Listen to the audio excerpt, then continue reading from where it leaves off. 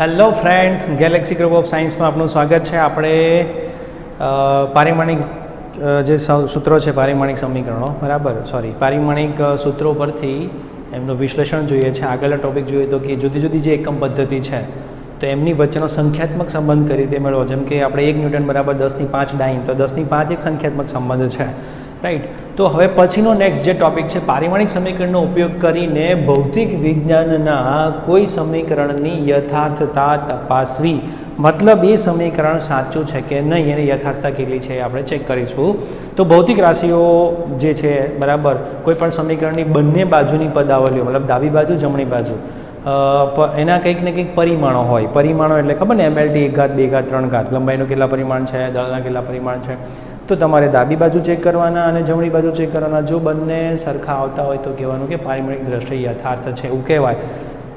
ન આવતા હોય તો નથી, એવું કહી દેવાનું, બરાબર. સિમ્પલ વસ્તુ છે. ઓકે, ઉદાહરણ તરીકે આપણે લઈએ, કોઈ પણ વર્તુળમાં ગતિ થાય, તમને બધાને ખબર છે વર્તુળમાં ગતિ થતી હોય તો એને કેન્દ્રગામી બળ લાગે. કોઈ પણ વર્તુળમાં ગતિ કરતા હોય તો જે પદાર્થ છે એનું કેન્દ્રગામી બળ લાગે. તમને ખબર છે, તમે લગભગ 10માં ભણી ગયા છો. ન ભણ્યા હોય તો આગળ આપણે ભણવાનું આવશે. તો એનું સૂત્ર તમને ખ્યાલ હોય તો યાદ કરો તો શું છે? F = mv²/r. હવે એ સૂત્ર તો સાચું છે, બટ આપણે ચેક કરવું છે સાચું છે કે ખોટું, બરાબર. જો સૂત્ર શું છે ભાઈ, તો કે F = mv²/r. આવું સૂત્ર છે. તો આની યથાર્થતા ચકાસવી છે સમીકરણની. અને કોની મદદથી? તો કે પારિમાણિક સૂત્રની મદદથી આપણે ચેક કરવું છે. હવે જ્યાં પહેલાં ડાબી બાજુ જમણી બાજુ જોઈ લો. આને કઈ બાજુ કહીશું? ડાબી બાજુ. અને કઈ કહીશું? જમણી બાજુ, રાઈટ. એમ શું છે? બોલો સાહેબ, એમ શું છે? તો કે દળ. વી શું છે? કે વેગ. અને આર શું છે? તો કે ત્રિજ્યા. જે વર્તુળ પથ હોય એ ત્રિજ્યા. સામા મપાઈ લંબાઈમાં આનું MLT આવડવું જોઈએ, એમનું MLT આવડવું જોઈએ, એમનું બધાના MLT આવડવા જોઈએ. હું સાઈડ પર લખી દઉં તમને, બરાબર. ચાલો જુઓ, એફનું MLT પહેલાં આપણને આવડવું જોઈએ. ડાબી બાજુ એફનું પારિમાણિક સૂત્ર. એફનું પારિમાણિક સૂત્ર શું થાય? વિચારો, બળનું. તો કે એમની 1 ઘાત, એલની 1 ઘાત અને ટીની -2 ઘાત. થાય કે નહીં? આ થઈ ડાબી બાજુ, જેને સમીકરણ નંબર 1 જે આપણને ખબર છે. હવે જમણી બાજુનો ચેક કરીએ. તો જમણી બાજુ આપણી પાસે શું છે? જમણી બાજુ જેમાં એમ છે, v² છે અને આર છે. બને ત્યાં સુધી આપણે એનું એક ઇન્ડિવિજ્યુઅલ બ્રેકેટમાં લખીશું. આ રીતે સ્મોલ એમ લખજો, કેમ કે એનું આપણે MLT લખવાનું છે. વેગ સ્ક્વેરનું MLT લખવાનું છે અને છેદમાં આરનું MLT લખવાનું છે. ઓકે, તો એમ જો હું સાથે જ લખું છું. દળ, અહીંયા માસ છે ભાઈ, દળ. મીટર નથી, હા, સૂત્રની અંદર આ છે દળ. તો દળનું MLT શું થાય? કેપિટલ M, જેની 1 ઘાત. વેગનું પારિમાણિક સૂત્ર, વેગનું પાછું આપણે આવડે.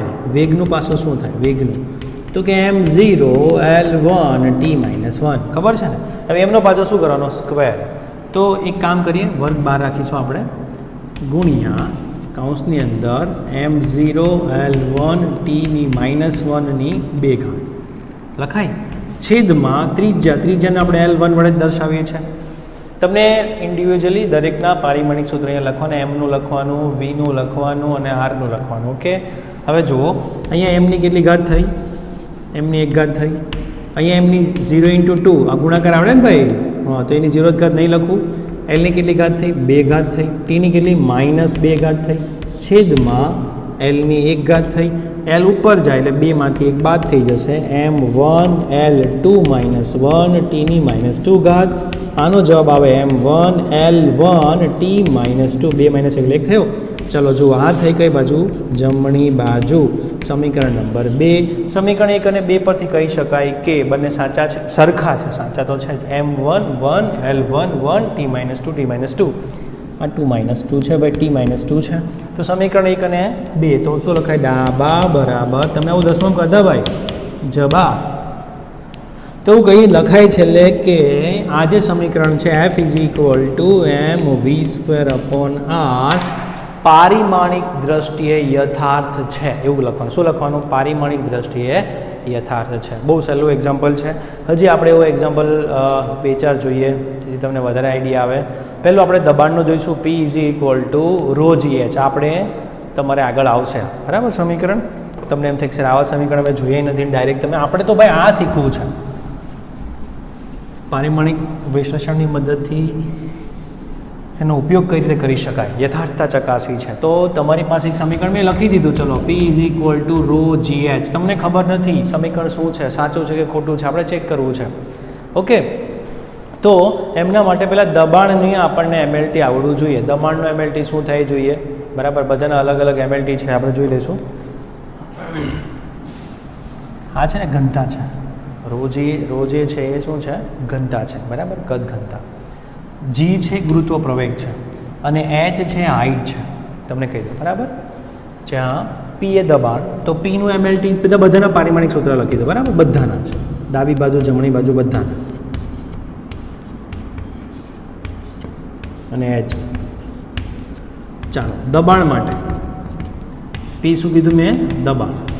હવે દબાણનો MLT તમને યાદ નથી તો P = આપણી પાસે સૂત્ર F/A થાય. Fનું MLT મને યાદ છે m1L1T-2. ક્ષેત્રનું L2 ઉપર ગયા m1L-1T-2 થયું, મળી ગયું. મેં તમને આગળ બી કીધું હતું આપણો 8મો મુદ્દો છે કે ગૂંખવાને નથી, આપણે શું કરવાનું છે સૂત્ર યાદ રાખવાનું, બાકીનું બધું મળી જશે. તો m1L-1T-2. ઘનતા એટલે દળ ભાગ્યા કદ, ઉપર આવશે દળ, છેદમાં આવશે કદ. કદ એટલે કદનું એકમ શું થાય મીટર ક્યુબ રાઈટ. તો શું આવશે m1 અને MLT શું લખાય m1L-3T0. Okay, m1L-3T0. G ગુરુત્વ પ્રવેગનું શું થાય m0L1T-2. ઓકે, ગુરુત્વ પ્રવેગનું આવડે ને ભાઈ તમને m0L1 મીટર પ્રતિ સેકન્ડ સ્ક્વેર. મીટરની એક પ્રતિ સેકન્ડ સ્ક્વેર એકમ પરથી પણ આપણને આવડી જવું જોઈએ. પછી H હાઇટ હાઇટ છે એટલે ઓનલી L1 આવશે, m0 આવશે અને T0 આવશે. આપણને આટલા પારિમાણિક સૂત્ર આવડવા જોઈએ. હવે આ પારિમાણિક સૂત્ર જે છે એમની કિંમત આ સમીકરણમાં મૂકી દેવાની બરાબર. પછી ચેક કરી લેવાનું સાચું છે કે ખોટું. પહેલાં ડાબી બાજુ લઈ લો. ડાબી બાજુનું કોનું સમીકરણ છે આપણી પાસે P. તો Pનું MLT શું થાય? Pનું MLT લખ્યું છે m1L-1T-2 સમીકરણ નંબર 1. હવે જમણી બાજુ ચેક કરીએ. જમણી બાજુ મારી પાસે શું છે તો કે ρ, પછી છે G, પછી છે H. ચલો રોની કિંમત મૂકો. જોઈને કોપી મારવાની છે. કોપી મારે તો તમને બધાને આવડે જ ભાઈ. m1 સોરી આપણે આ કૌંસ નહીં લખીએ, આ કૌંસ લખીશું m1L-3T0. હવે જીનું સમીકરણ લખો. જીનું શું છે અહીંયા m0L1 T-2. Hનું સમીકરણ ખાલી L1 છે, L1 લખો તો પણ વાંધો નહીં, m0 T0 0 વાળા પદ ન લખો તો ચાલે. ઓકે, હવે જો m તો 0 + 1. હવે જો અહીંયા ઉપર કોઈ ઘાત નથી એટલે ગુણવાના નથી, એક ઘાત છે બરાબર, એક ઘાત છે. ન લખ્યું તો એક તમને ખબર જ છે. તો m1. હવે L-3 અને અહીંયા L1 અને L તો શું લખાય L-3 + 1 + 1. Tની વાત કરીએ, Tની 0 ઘાત, Tની અહીંયા -2 ઘાત, અહીંયા કોઈ છે જ નહીં. તો m1 અહીંયા 2 છે +2 અને -3, તો જવાબ આવશે -1 અને Tની -2, જે થઈ સમીકરણ નંબર 2. સમીકરણ 1 અને 2 પરથી જુઓ. સમીકરણ 1 1 -2 દેખાય. આથી કહી શકાય સમીકરણ 1 અને 2 પરથી ડાબી બાજુ બરાબર જમણી બાજુ. આથી આ સમીકરણ P = ρgh પારિમાણિક દ્રષ્ટિએ શું છે યથાર્થ છે. પછીનું એક ઇક્વેશન આપણે જોઈએ F × S, જે કાર્યનું ઇક્વેશન છે. આગળ તમારે આવશે ગતિ ઉર્જાવાળા ચેપ્ટરની અંદર. F × S = 1/2 mv² -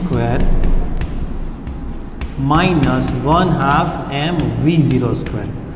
હા, હવે મારે તમને એક ખાસ અહીંયા વસ્તુ શીખવવાનું છે. અહીંયા જો પહેલાં પદ કોને કહેવાય ખબર છે ને? આ એક પદ, આ બે પદ.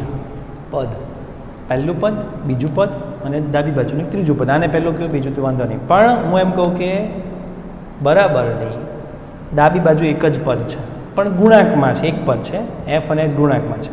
જ્યારે જમણી બાજુ બે પદ છે જે બાદબાકીમાં છે, સરવાળા બાદબાકીમાં હોઈ શકે.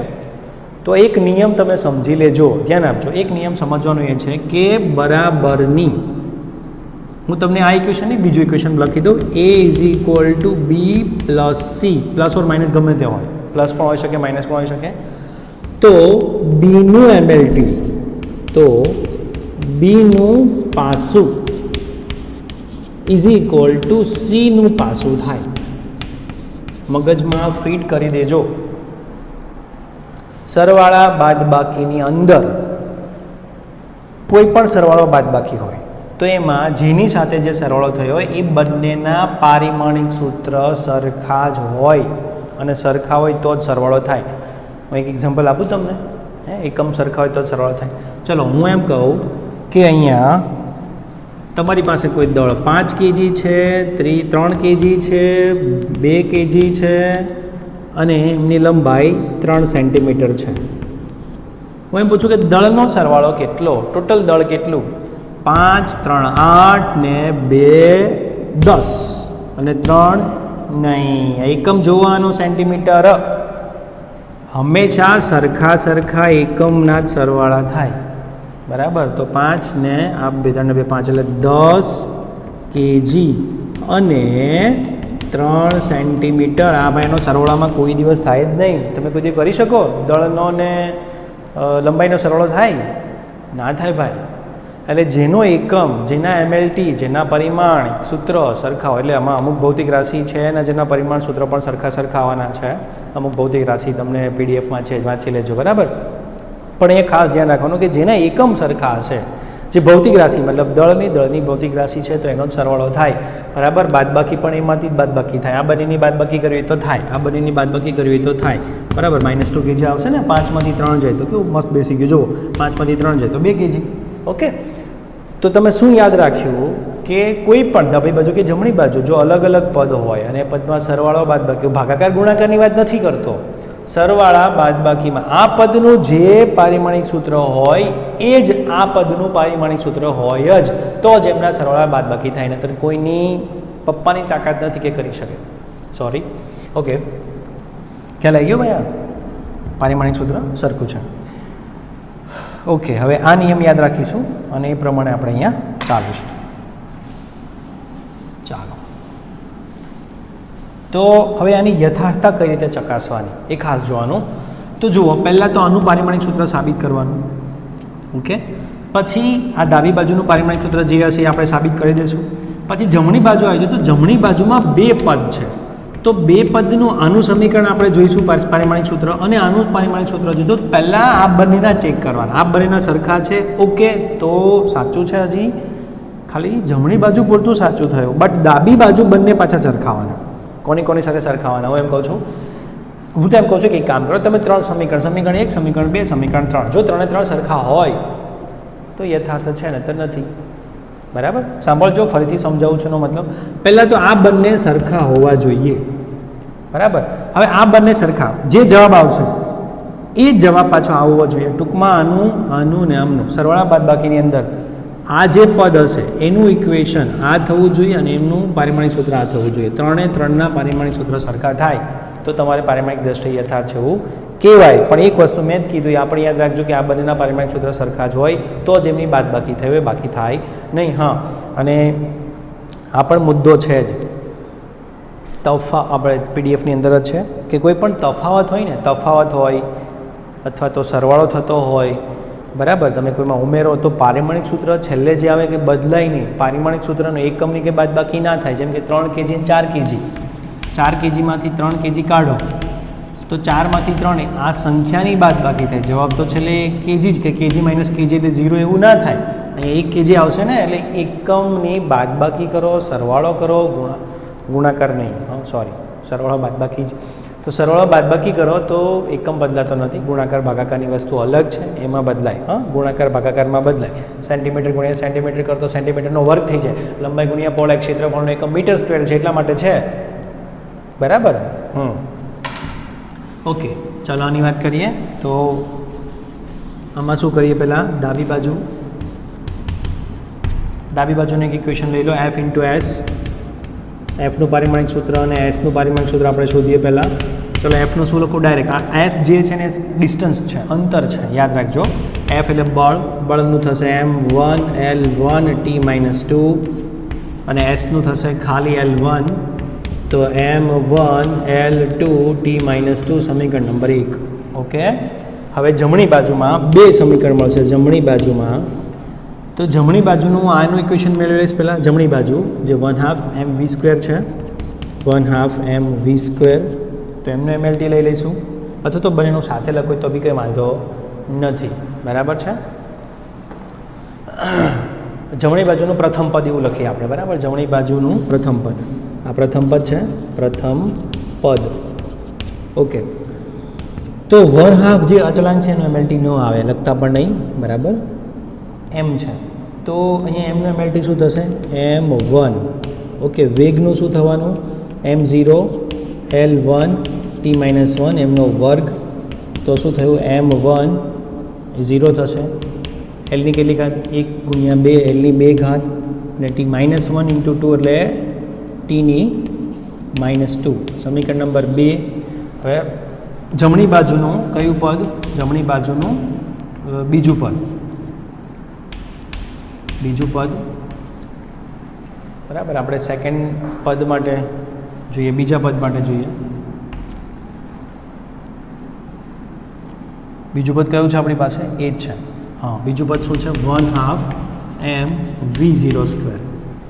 ઓકે, તો 1/2નું એમએલટી નહીં આવે અને જેનું એમએલટી શોધવું છે એને બ્રેકેટમાં લખજો ભાઈ, યાદ રાખજો આ ખાસ વસ્તુ. હા, ઓકે, એમનું શું આવશે m1 વેગ. હવે v0 જો બંનેમાં ડિફરન્સ શું છે? આ છે ને અંતિમ વેગ છે ને આ પ્રારંભિક વેગ છે. વેગ તો વેગ જ હોય, અંતિમ કે પ્રારંભિક એનો એમએલટી બદલાય નહીં, એટલે એમએલટી એ જ આવશે. ઓકે, તો આનું આવશે અહીંયા m0L1T-1 ની 2 ઘાત. તો આનો ફાઇનલ શું થાય? m1 ગુણાકાર કરો એલની 2 ઘાત T-2 ઘાત. સમીકરણ નંબર 3. તો સમીકરણ 1, 2 અને 3 પરથી કહી શકાય કે આ જે સૂત્ર જે છે F.S ઇઝ ઇક્વલ ટુ, અથવા તો એમ લખાય પરથી કહી શકાય કે તે પારિમાણિક સૂત્રની દ્રષ્ટિએ યથાર્થ છે એવું લખી શકાય. Right, okay. હવે આગળનું એક હજી એક્ઝામ્પલ જોવું છે કે તમે આગળ જાતે કરશો? હા, ઓકે, તમારો ગુડ આન્સર. તમે બહુ સરસ મજાનો જવાબ આપો, જાતે કરજો એવો. તો મેં તમને 2 ગણાવ્યા છે. પછી તમારી પીડીએફની અંદર પેજ નંબર સાથે હું કહું તો 60મા પેજ પર, 16 નંબરના પેજ પર મેં આ બીજો કરાવ્યો છે. બરાબર, ત્રીજો તમારે કરવાનો છે S is equal two V0T + 1/2 કૌંસમાં આખાની કૌંસની માથે T-ની 2 ઘાત છે. ચલો એક આ ચેક કરી લઈએ. બરાબર, જેથી તમને ખબર પડી જશે. આ કદાચ નથી, કેમ કે સૂત્ર ખોટું મને લાગે છે, કેમ કે S is equal two V0T + 1/2 AT² આવે, પણ આ સૂત્ર થોડું ખોટું છે એટલે હું કરાવું છું. ચલો ફટાફટ જો સમીકરણ છે S અથવા તો એસની જગ્યાએ ડી પણ લખેલો હોય. S is equal two V0T + 1/2 AT². આવું હોત તો સાચું છે, બટ અહીંયા આવું છે ભાઈ, ફરક છે. ઓલ સ્ક્વેરમાં અને T² ફરક પડે, તમને ખબર છે. આનો મતલબ થયો A² × T². ખોટું છે. સાચું સૂત્ર શું છે? S is equal two V0T + 1/2 A × T². અહીંયા તો A² × T² થયા. બરાબર, ખોટું જ છે. ચેક કરીએ પારિમાણિક દ્રષ્ટિએ. તો આપણે જે કરીએ છીએ ડાબી બાજુ આપણે કોનું પારિમાણિક સૂત્ર શોધીએ છીએ? એસનું. તો એસનું શું થયું? ફક્ત L1 થાય. સિમ્પલ છે. સમીકરણ નંબર 1. હવે જમણી બાજુનું પ્રથમ પદ માટે કયું સમીકરણ છે? V0 × T. ધ્યાન આપજો. તો Vનું એમએલટી શું થશે? Vનું એમએલટી થશે, હું હવે ચલો લખી દો, m0L1T-1. આની કોઈ ઘાત નથી, એને ગુણ્યા T-ની 1 ઘાત આવશે અહીંયા. તો અહીંયા જો T-ની -1, 2 સરખો ઘાતનો શું થાય? સરવાળો. આ -1 આ +1 દેખાય છે ને બધાને ભાઈ? હા, તો એક શું થઈ જશે? 0. તો અહીંયા જવાબ શું આવશે? L1. તો સમીકરણ નંબર 2. અહીંયા પણ L1, અહીંયા પણ L1. ત્રીજું જે છે 1/2, દ્વિતીય પદ માટે વાત કરીએ, AT². તો અહીંયા 1/2નું કશું જ નહીં આવે. બરાબર. તો એનું એમએલટી શું? આ પ્રવેગનું આપણી પાસે છે L1t-2. ઓકે. બીજું ટીનું આવશે t-1, સોરી ટી છે એટલે t1, અને અહીંયા આવશે આખાનો સ્ક્વેર. ઓકે.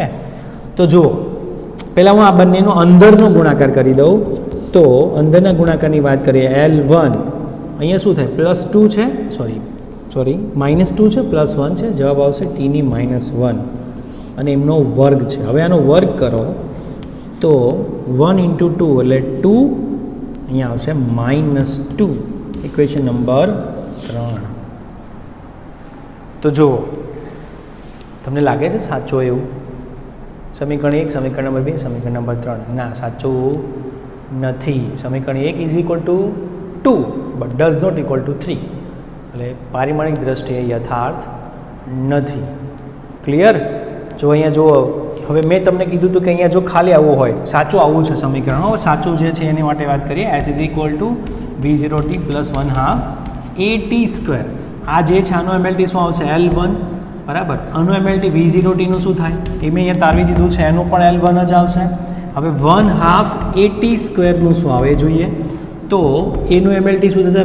આપણે એનું પારિમાણિક સૂત્ર તારવીએ અને t² પારિમાણિક સૂત્ર તારીશું, બરાબર. તો એનું આવશે L1t-2. ઓકે. હવે આનું શું થશે? ટીનું, તો ટી અને એમની 2 ઘાત, અહીંયા t1 આવે ને, ટીની 2 ઘાત વર્ગ છે, તો L1t-2 1 × 2, તો ટીની 2 ઘાત, તો 2 કેન્સલ થાય, આ 2 થયા કેન્સલ, મતલબ -2 + 2 0, તો Lની 1 ઘાત. તો આ રાઈટ હોય, આ સમીકરણ સાચું છે, બટ આ સમીકરણ ખોટું છે, બરાબર. તો આપણા 3 મેં તમને દાખલા ગણાવ્યા છે, તમારી પીડીએફમાં છે જ. મેં તમને પેજ નંબર પણ કંઈક 80 જેવા છે, આઈ થિંક, સોરી 60 છે, 80 નથી, 60 પેજ નંબર ઉપર છે. ગણજો. ચોથું સમીકરણ ચેક કરજો પારિમાણિક દ્રષ્ટિએ સાચું છે કે નહીં.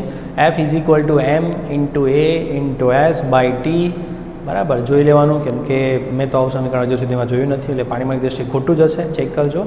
પછીથી તમારે MCQ ગણવાના છે 244, 245, બરાબર. કન્ટિન્યુ જ્યાં સુધી આને રિલેટેડ જે છે એ બધા કરવાના છે. હવે આમાં થોડું તમને મારે શીખવવું પડશે હજી.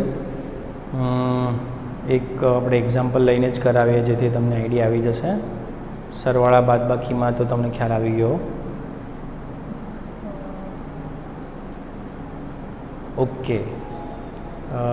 મારી પાસે છે 248 જે હું તમને કરાવું, બરાબર. 248મો દાખલો કરાવું, પછી એના જેવા જ બધા જે હશે તમારે જાતે કરી લેવાના.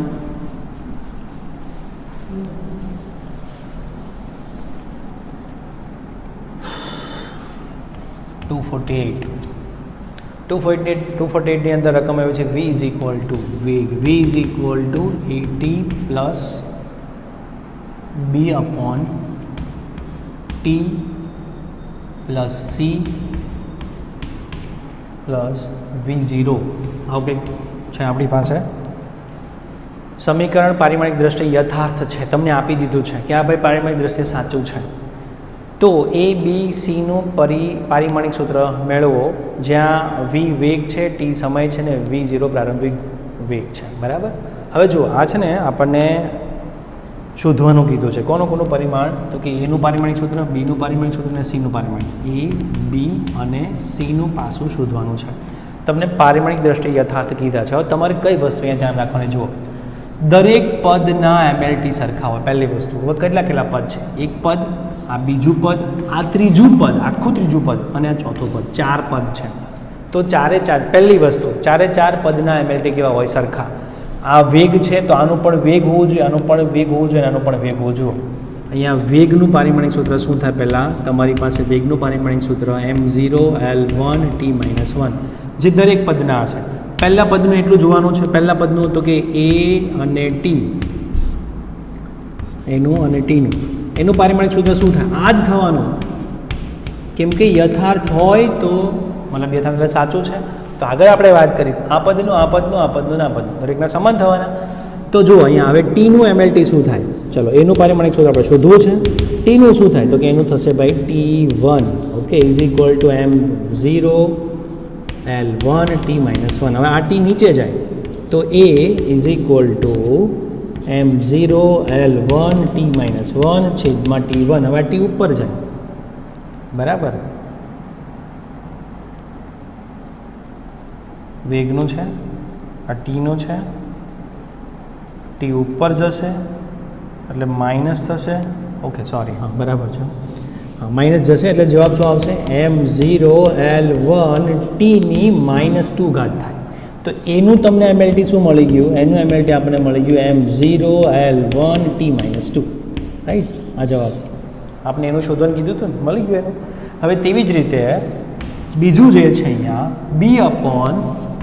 B/T+C નું એમએલટી એમ જનરલી જોવા જાવ તો કોનું થાય, મેં તમને કીધું આ વેગનું, આમનું પણ વેગનું, આમનું પણ વેગનું, આમનું પણ વેગનું, રાઈટ. તો આમનું વેગનું જ થવાનું છે, પણ ચલો લખી દો વેગનું એમએલટી થવાનું છે M0 L1 T-1. પણ બીજી વસ્તુ, હવે આની અંદર અંશ અને છેદ, તો છેદની અંદર સરવાળો છે, તો જ્યાં સરવાળો હોય તો અહીંયા ટી સમય છે અને આ સી, જે સીનું શોધવાનું છે, તો સરવાળનો નિયમ છે કે સરવાળો તો જ થાય કે આ બંને પદના એમએલટી સરખા હોવા જોઈએ. સમજો બરાબર. આખા પદનું શું છે, વેગનું છે, ઓકે. બટ અહીંયા બે અનનોન છે, બી અને સી બંને અનનોન છે, આપણને ખબર નથી. પણ આપણને મને ખબર છે કે ટીનો સેકન્ડ થાય તો સેકન્ડનો જ સરવાળો થાય. તો સીનો એકમ શું હોવો જોઈએ અહીં બીજા પદમાં જે છેદમાં છે, તો કે ટીનું એમએલટી ઇઝ ઇક્વલ ટુ સીનું એમએલટી, રાઈટ. તો ટીનું એમએલટી શું થશે T1 અને અહીંયા થશે સી. તો સીનું પારિમાણિક સૂત્ર મળી ગયું આપણને. ચલો એનું શું હતું, આ સીનું. આ હવે બીનું શું થશે, જો સરવાળા માટે આખું પદ સેકન્ડમાં આવે, આખું પદ સેકન્ડમાં આવે, ઓકે. તો બીને આપણે કરવાના સેકન્ડને જવા દો આ બાજુ. જો ધ્યાન આપજો, ત્રીજું પદ હું કઈ રીતે ગણું છું, અહીંયા હું તમને એ બતાવું. ત્રીજું પદ, ત્રીજા પદ માટે ખાસ જોજો, બીનું એમએલટી શોધવાનું છે છેદમાં. હવે સરવાળા માટે તમે T+T કરો, જવાબ તો ટીમાં સેકન્ડમાં જ આવશે ને. 5 સેકન્ડમાં 2 સેકન્ડ ઉમેરું તો કેટલી થાય, 7 સેકન્ડ. એટલે આનો એકમ સરવાળાનો આન્સર તો સેકન્ડ જ આવે. તો અહીંયા શું આવશે T1 આવે, સમજાય છે, T1 જ આવશે. ફરીથી સમજાવું છું સાહેબ, આવું કેમ કર્યું, તમે કીધું ભાઈ T2 ના થાય, 2T ના થાય, ના એવું ના થાય. સેકન્ડનો સાથે સરવાળો કરો તો જવાબ સેકન્ડ જ આવે સરવાળામાં. 5 સેકન્ડ પ્લસ 2 સેકન્ડ કેટલી સેકન્ડ થઈ, 7 સેકન્ડ. તો અહીંયા 7 સેકન્ડ લખાય ને, તો એકમ તો સેકન્ડ જ આવશે. તો અહીંયા હું જ્યારે સરવાળો હોય કે બાદબાકી હોય તો કોઈ પણ એકનો જ એકમ લખીશું, કેમ કે બંનેના સરખા જ છે. ઇઝ ઇક્વલ ટુ પહેલું એમએલટી લખી દો M ની 0 ઘાત, L ની 1 ઘાત, T ની -1 ઘાત. આ ટીને આ બાજુ જવા દો. તો બીનું પારિમાણિક સૂત્ર ઇઝ ઇક્વલ ટુ, બીનું પારિમાણિક સૂત્ર equal to M0 L1 T-1, અને આ ટી ઉપર જશે ગુણાકારમાં T1. તો -1 ને +1 આ કેવા થઈ ગયા, ઘાત કેટલી થઈ ગઈ 0, એટલે 1. તો આનો જવાબ આવશે M0 L1 T0. આ કોનું પારિમાણિક સૂત્ર મળ્યું, બીનું. એનું આ થયું, બીનું આ છે અને સીનું T1 છે. આવડશે, પ્રેક્ટિસ કરજો, ના આવડે તો આપણે શીખવાડીશું, ઓકે. હવે એને રિલેટેડ ઘણા બધા એવા તમારી પાસે સવાલ છે જ, બધા સોલ્વ કરજો.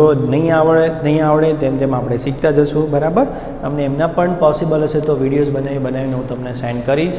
તમારે ક્યાં સુધી ગણવાના છે એ પણ કહી દઉં. હા, હવે જો આમાં 153ની અંદર y = a sin ax - bx છે, તો આ ત્રિકોણમિતિ વિધિ આવશે, સાઇન કોસાઇન વાળા. એના પણ અમુક નિયમો છે, એની મર્યાદા છે. એટલે 153 તમે ના કરશો તો ચાલશે, તો હું તમને એ એક્સ્ટ્રા સમજાવી દઈશ, ગણાવી દઈશ, બરાબર. હવે આમાં બીજા ઘણા બધા છે, 156 છે, એ તમને નહીં જ આવડે, એ હું તમને કરાવીશ આગળથી, બરાબર.